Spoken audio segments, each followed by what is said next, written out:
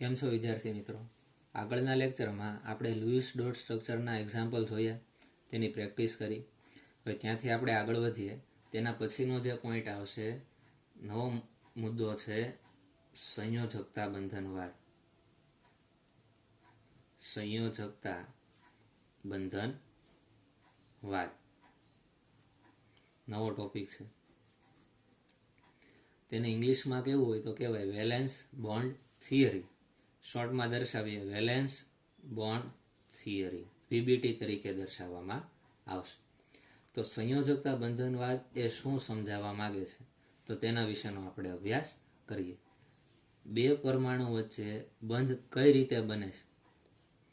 કોઈ પણ બે પરમાણુ આપણે લઈએ, માનો કે હાઇડ્રોજન અને હાઇડ્રોજન, તેની વચ્ચે આપણે એક બંધ દર્શાવીએ છીએ, સિંગલ બોન્ડ, બરાબર. તો તે બંધ કઈ રીતે દર્શાવાય, તો તેના વિશેની માહિતી એ સંયોજકતા બંધનવાદની મદદથી મેળવી શકાય છે. તો પહેલો પોઈન્ટ આપણે જોઈએ, શું લખાય તો કે બે પરમાણુ વચ્ચે શું, તો કે બંધ કઈ રીતે બને છે? બંધ કઈ રીતે બને છે તેના વિશેની માહિતી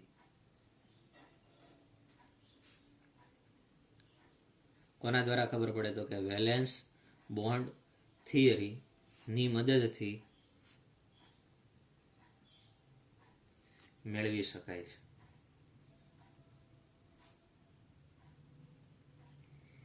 વેલેન્સ બોન્ડ થિયરીની મદદથી કોઈ પણ બે પરમાણુ વચ્ચે બંધ કઈ રીતે બને છે તેના વિશેની માહિતી મળે છે. બીજું શું, તો કે આ સિદ્ધાંત એ સહસંયોજક બંધ વિશેની માહિતી આપે. આપણે આગળ સહસંયોજક બોન્ડ ભણી ગયા છીએ કે ઇલેક્ટ્રોનની ભાગીદારીથી બંધતા બંધને સહસંયોજક બંધ તરીકે ઓળખવામાં આવે છે. એક્ઝામ્પલ તરીકે લઈ લે, પહેલા લખી નાખીએ. જો શું, તો કે આ સિદ્ધાંત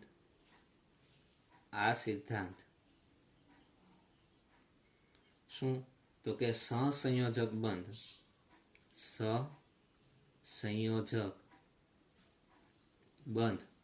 વિશેની માહિતી આપે છે.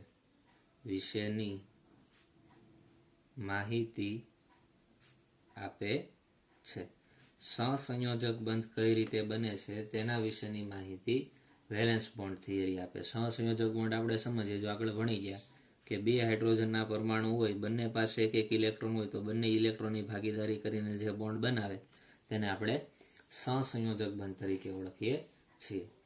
તો આ સહસંયોજક બંધની રચના કેવી રીતે થાય છે, બરાબર, તો તેના વિશે જે સમજૂતી છે એ કયા વૈજ્ઞાનિકે આપી છે, તો કે હિટલર અને લંડન, આ બે વૈજ્ઞાનિકોના નામ છે. તેણે આ સહસંયોજક બંધ વિશેની માહિતી આપી છે. અને વધારે તેને વિસ્તારપૂર્વક કોણે સમજાવી છે, તો કે પોલી અને સ્લેટર નામના વૈજ્ઞાનિકના નામ યાદ રાખવાની જરૂર નથી, પણ વેલેન્સ બોન્ડ થિયરીની સામાન્ય માહિતી તમને હોવી જોઈએ કે બે પરમાણુ વચ્ચે બંધ કઈ રીતે બને છે તેના વિશેનો અભ્યાસ એ વેલેન્સ બોન્ડ થિયરીની મદદથી કરી શકીએ. તેમાં અમુક મુખ્ય જે પોઈન્ટ છે જે તમારે ખાસ સમજવાના છે, તે એક પછી એક આપણે લઈએ વેલેન્સ બોન્ડ થિયરી માટે. તો તેમાં આપણે પહેલો પોઈન્ટ જોઈએ. પહેલો પોઈન્ટ શું છે, તો કે જ્યારે બે પરમાણુઓની અર્ધ ભરાયેલી બાહ્યતમ કક્ષકો વચ્ચે ઓવરલેપિંગ થવાથી શું થાય, તો કે સહસંયોજક બંધ બને. આપણે પહેલા પોઈન્ટ લખી નાખીએ, પછી સમજીએ શું કરવાનું. તો કે જ્યારે પરમાણુની વાત કરીએ, તો બે અલગ અલગ અથવા તો સમાન પરમાણુ હોય, બે પરમાણુઓની કેવી, તો કે અર્ધ ભરાયેલી બાહ્યતમ કક્ષકો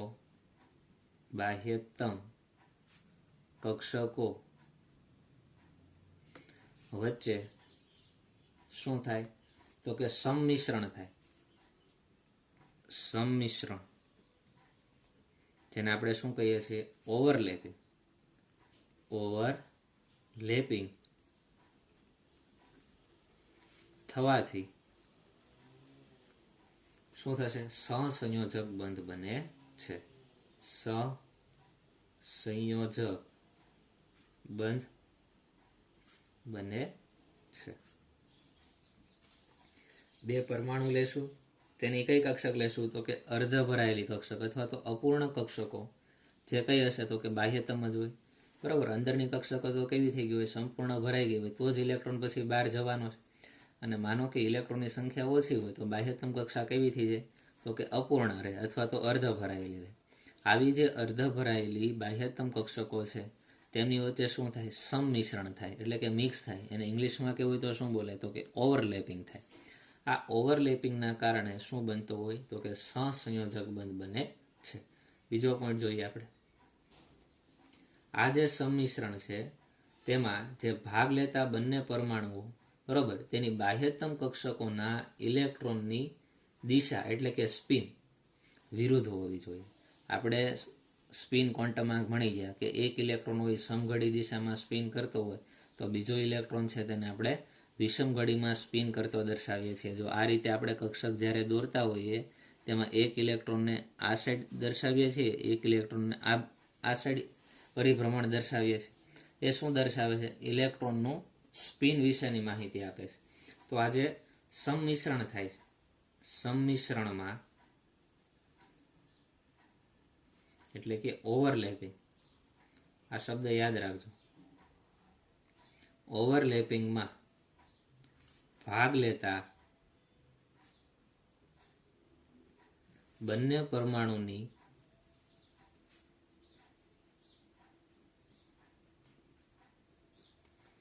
બાહ્યતમ કક્ષકની વાત કરશું. બાહ્યતમ કક્ષકોના બંને પરમાણુની બાહ્યતમ કક્ષકોના ઇલેક્ટ્રોનની દિશા કેવી હોવી જોઈએ. દિશા એટલે આપણે શું કહીએ તો એક પ્રકારનું સ્પિન છે, વિરુદ્ધ હોવી જોઈએ. વિરુદ્ધ હોવી જોઈએ, બરોબર. આ વિરુદ્ધ સ્પિન હોવાના કારણે બંધ હશે તેની સ્થિરતા કેવી થાય, વધારે જોવા મળે. માટે શું કહી શકાય, જેથી બંધ સ્થિરતા પ્રાપ્ત કરે છે.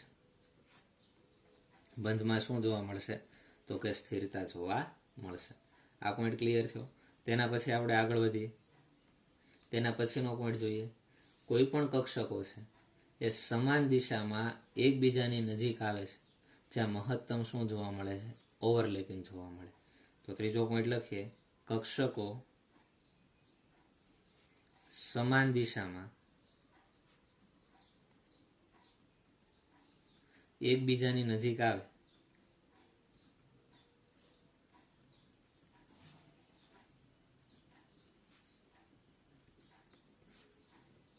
જ્યાં શું જોવા મળે, મહત્તમ સંમિશ્રણ એટલે કે ઓવરલેપિંગ, મહત્તમ ઓવરલેપિંગ થાય છે. કોઈ પણ બે કક્ષકો હોય, તમને કક્ષકોના આકાર પણ ખબર છે. જો કોઈ પણ બે કક્ષકો લઈએ, આ એસ કક્ષક છે જે કેવી હશે, ગોળાકાર. તો આ કક્ષક છે આ દિશામાં આગળ વધે, આ કક્ષક છે આ દિશામાં આગળ વધે. વધારે ને વધારે નજીક આવે તો તેની વચ્ચે વધારે ને વધારે શું જોવા મળે તો કે ઓવરલેપિંગ જોવા મળે છે.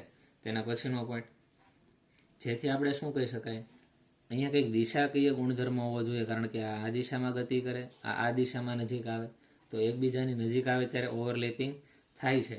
જેથી આપણે કહી શકાય કે જેથી શું થશે તો કે સહસંયોજક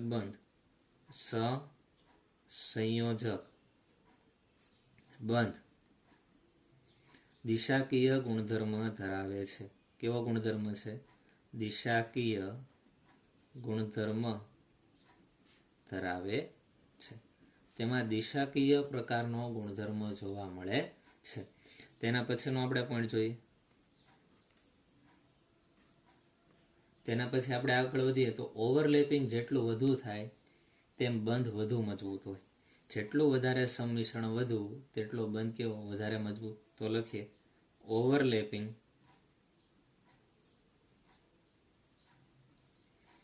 જેટલું વધુ હશે મજબૂત, જેટલું વધુ તેમ બંધ પણ કેવા બનશે, વધુ મજબૂત બને. જેટલું વધારે ઓવરલેપિંગ થાય એટલો બંધ કેવો બને, વધારે મજબૂત. અને બંધની પ્રબળતા કેવી થઈ જાય, વધી જાય. માટે લખીએ આપણે, જો ઓવરલેપિંગ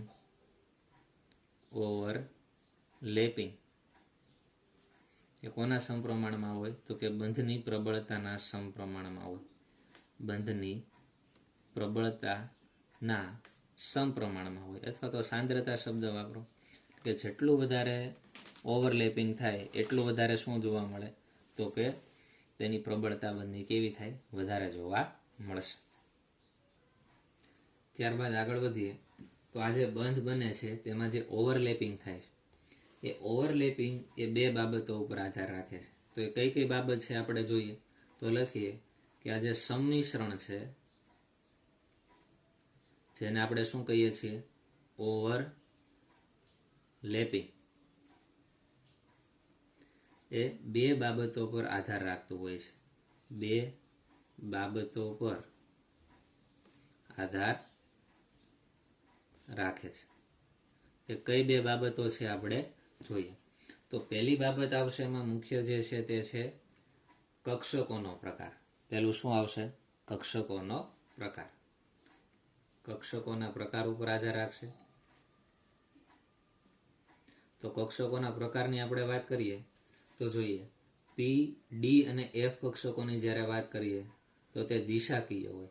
જ્યારે એસ કક્ષક તો ગોળ આકારની હોય, તેમાં કોઈ દિશાકીય ગુણધર્મ જોવા મળતો નથી.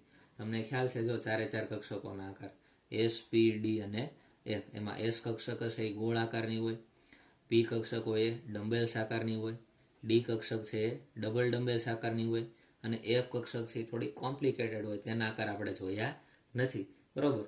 પણ એસ કક્ષકની વાત કરીએ તો તેમાં તો કઈ દિશાકીય ગુણધર્મ જોવા મળતો નથી. માત્ર પી, ડી અને એફ આ જે કક્ષકો છે તેમાં શું જોવા મળે? દિશાકીય ગુણધર્મો જોવા મળે. અને જેમાં વધારે દિશાકીય ગુણધર્મો હોય, બરોબર, તે વધારે એકબીજા વચ્ચે શું દર્શાવે? ઓવરલેપિંગ દર્શાવે.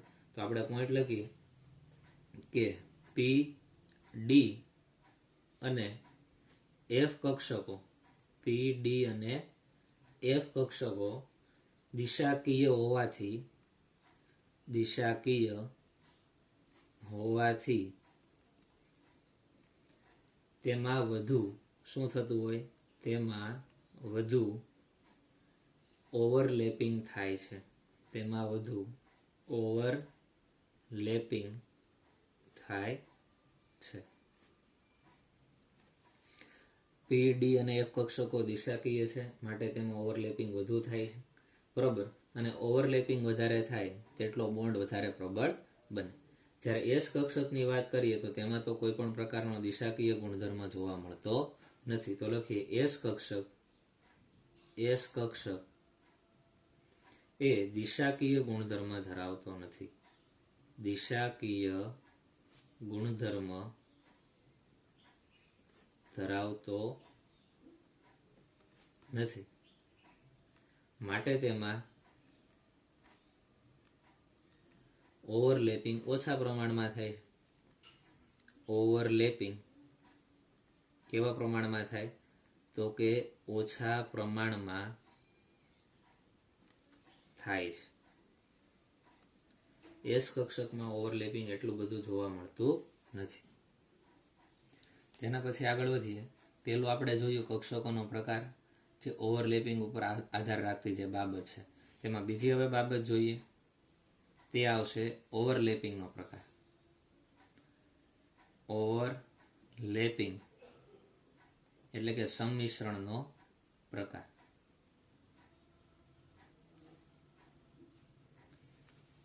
તો આમાં આપણે જોઈએ તો જો ઓવરલેપિંગ છે એ બે રીતે થઈ શકે.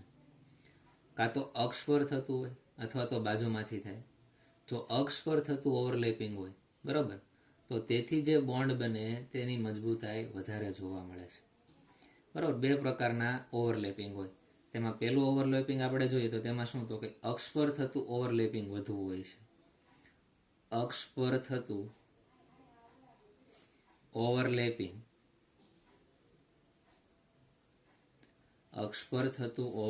કેવું હોય છે? તો કે વધુ હોય છે. તેથી મજબૂત બંધ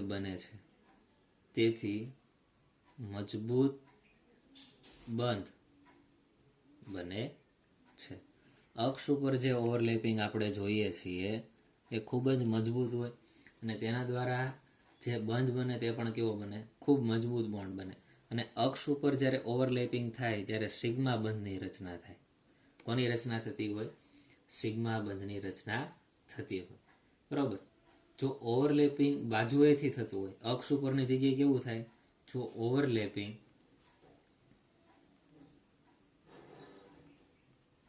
સાઈડમાંથી થતું હોય અથવા તો બાજુએથી થતું હોય, બાજુએથી થતું હોય એટલે કે અક્ષથી દૂર થતું હોય એમ પણ બોલી શકાય.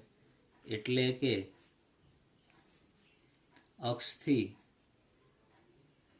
દૂર થાય તો નિર્બળ બંધ બને છે. કેવો બંધ બનશે? નિર્બળ બંધ બને છે. અને આ જે નિર્બળ બંધ બને છે તેને આપણે કયો બંધ કહેશું? પાય બંધ કહેશું. તો જો અહીંયા ઓવરલેપિંગના બે પ્રકાર જોઈએ. કાં તો અક્ષ ઉપર ઓવરલેપિંગ થાય અથવા તો અક્ષથી દૂર ઓવરલેપિંગ થાય. તો બંને આપણે જોઈએ એક પછી એટલે બંને પોઈન્ટ તમને ખ્યાલ આવી જશે. પહેલું આપણે જોયું અક્ષ પર ઓવરલેપિંગ જોઈએ. અક્ષ પર થતું ઓવરલેપિંગ. જો અક્ષ ઉપર ઓવરલેપિંગ કઈ રીતે થાય? આપણે ધારી લઈએ કે માનો કે એક અક્ષ છે, બરાબર, કોઈ પણ એક અક્ષ છે. હવે અહીંયા એક કક્ષક છે તો આપણે કક્ષકનો આકાર દર્શાવીએ. જો માનો કે આ પી કક્ષક છે, બરોબર. પછી હજી આપણે એક બીજી લઈ લઈએ. જો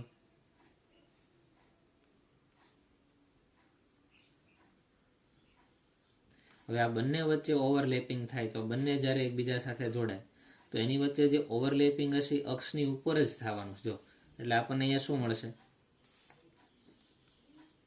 અહીંયા આપણને શું મળશે? તો કે એક અક્ષ છે, અહીંયા શું હશે? આ પહેલી કક્ષક.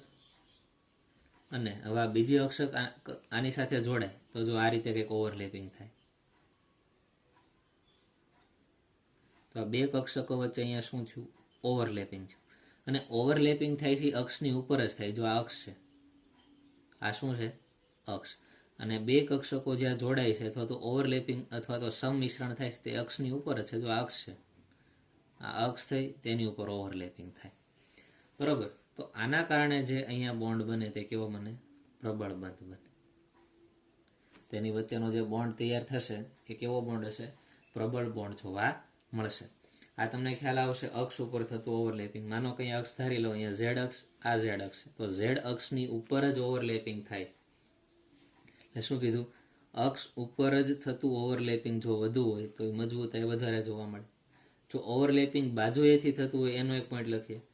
કેવું ઓવરલેપિંગ હોય? બાજુએથી થતું ઓવરલેપિંગ. અથવા તો અક્ષથી દૂર થતું ઓવરલેપિંગ એમ પણ બોલી શકો. તો જો આ એક અક્ષ છે, આ કક્ષક છે. એવી જ રીતે હું બીજી આ રીતે કક્ષક બનાવું. આ અક્ષ થઈ અને આ શું થઈ ગયું? કક્ષક. તો આ બંને વચ્ચે જ્યારે ઓવરલેપિંગ થાય ત્યારે શું થાય? જો આ એક અક્ષ થઈ ગયા તો તેમાં પહેલી કક્ષક આવશે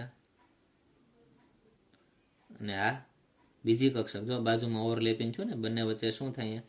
ઓવરલેપિંગ. ઉપરની બાજુ પણ ઓવરલેપિંગ થાય અને નીચેની બાજુ પણ ઓવરલેપિંગ થાય.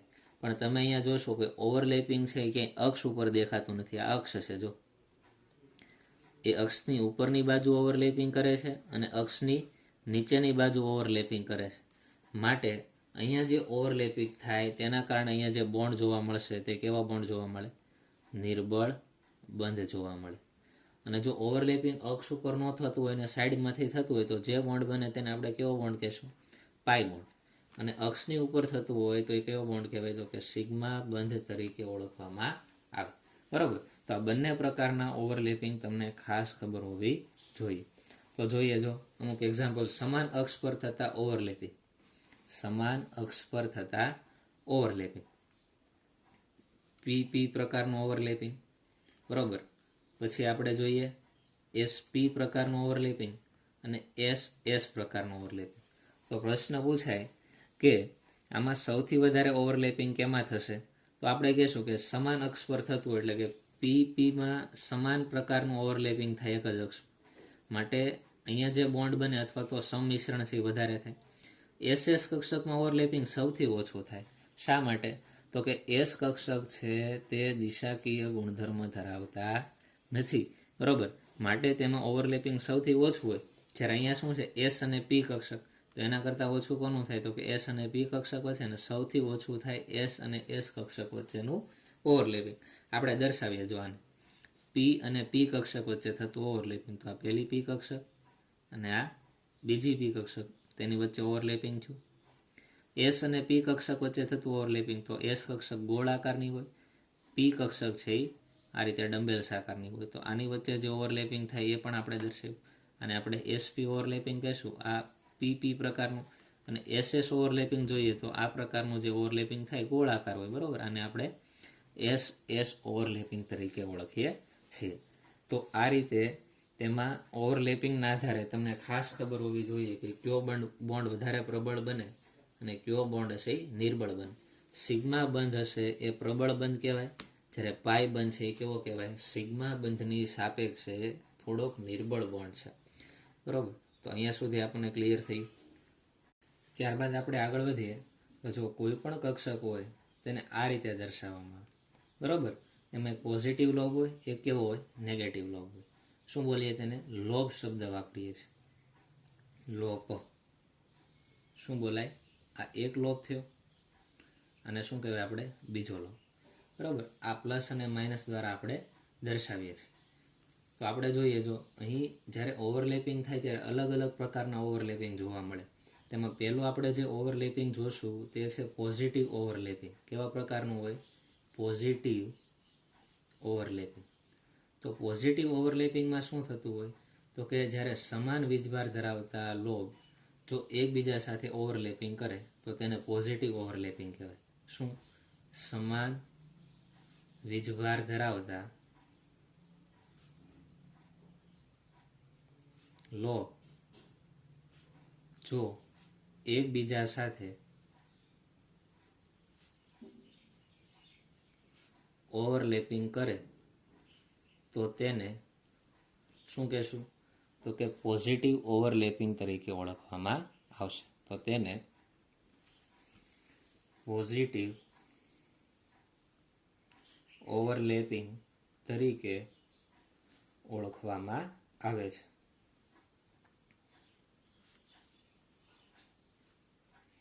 એક્ઝામ્પલ તરીકે જોઈએ, જો આ પહેલી કક્ષક છે, આ બીજી કક્ષક, અહીંયા નેગેટિવ ચાર્જ, અહીંયા પોઝિટિવ ચાર્જ, અહીંયા પોઝિટિવ ચાર્જ અને નેગેટિવ ચાર્જ. આ બંને વચ્ચે જ્યારે ઓવરલેપિંગ થાય ત્યારે શું થાય? તો પોઝિટિવ અને પોઝિટિવ બે સમાન વચ્ચે શું થાય? ઓવરલેપિંગ થાય. એટલે જ અહીંયા શું કીધું? તો કે સમાન વીજભાર વચ્ચે થતું ઓવરલેપિંગ. તો કંઈક આ રીતે થશે. અહીંયા પોઝિટિવ હશે, એવી રીતે આનું શું હશે? અહીંયા પોઝિટિવ. આ રીતે આની સાથે જોડાશે. તો અહીંયા જે ઓવરલેપિંગ થયું તે પોઝિટિવ પોઝિટિવ પ્રકારનું છે. નેગેટિવ નેગેટિવ પ્રકારનું થઈ શકે. જો અહીંયા પોઝિટિવ છે ને અહીંયા નેગેટિવ છે, અહીંયા નેગેટિવ ને અહીંયા પોઝિટિવ. આ નેગેટિવ નેગેટિવ બે સમાન થયા, તો આની વચ્ચે ઓવરલેપિંગ થાય ને કંઈક આ રીતે પણ બને, બરાબર. આ શું થઈ ગયું? નેગેટિવ નેગેટિવ વચ્ચેનું ઓવરલેપિંગ. અને અહીંયા જે પોઝિટિવ ઓવરલેપિંગ છે તેનાથી જ બંધનું નિર્માણ થાય. ખાસ ધ્યાન રાખવું, નોટ કરીને લખી નાખો. શું? તો કે પોઝિટિવ ઓવરલેપિંગ. પોઝિટિવ એટલે અહીંયા વીજભાર ન સમજતા, સમાન વીજભાર પોઝિટિવ પણ હોય અને નેગેટિવ જ હોય. સમાન વીજભારથી થતું ઓવરલેપિંગથી જ શું? તો કે બંધનું નિર્માણ થતું હોય. બંધનું નિર્માણ થતું હોય છે, બરોબર. એટલે સમાન ઓવરલેપિંગથી જ, એટલે કે સમાન વીજભાર વચ્ચેના ઓવરલેપિંગથી જ શું થાય છે? તો કે બંધનું નિર્માણ થાય છે.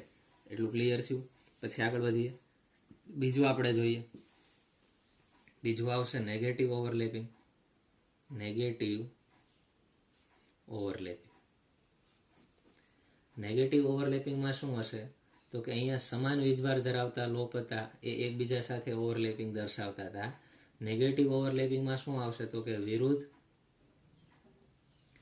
વીજભારવાળા અથવા તો વિરુદ્ધ વીજભાર ધરાવતા વીજભાર ધરાવતા લોહ શું થાય, વચ્ચેના